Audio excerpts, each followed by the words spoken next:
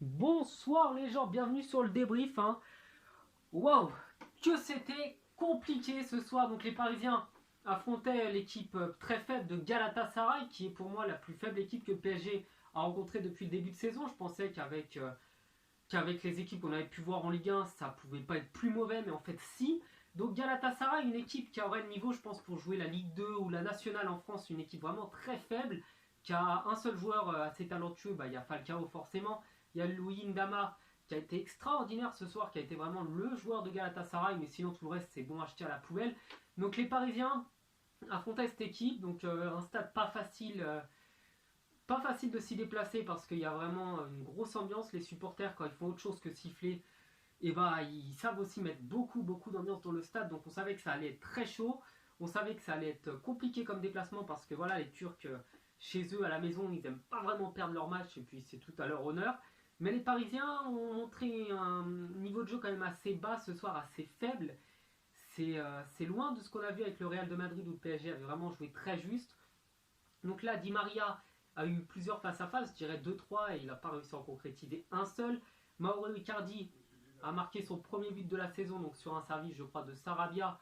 Et c'était vraiment moins une. Heureusement qu'il le met.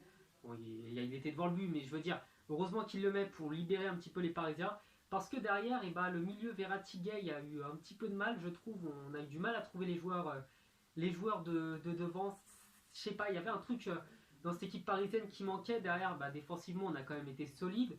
Bernat est pas assez monté, je trouve, par rapport à ce qu'on est habitué à voir. Meunier est monté, mais Meunier s'entre très mal, malheureusement. Donc, compliqué derrière de trouver les attaquants. Ensuite, Thiago Silva, Kimpembe, Marquinhos, on sait comment c'est très solide généralement quand ils sont là. Le PSG n'est pas trop en danger. Navas n'a pas eu à faire beaucoup d'arrêts.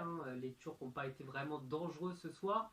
Mais je dirais que le danger, en fait, il n'est pas venu des Turcs. Il est venu surtout du fait que les Parisiens n'ont pas réussi à tuer le match, à tuer complètement les jambes de leurs adversaires qui étaient très motivés, qui étaient surmotivés.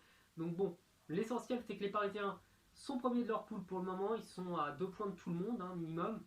Donc c'est une très bonne opération de la part des Parisiens ce soir. Et puis j'ai hâte vraiment du retour de Neymar parce que je pense qu'il va nous faire un bien de malade. Et j'ai surtout hâte du match retour.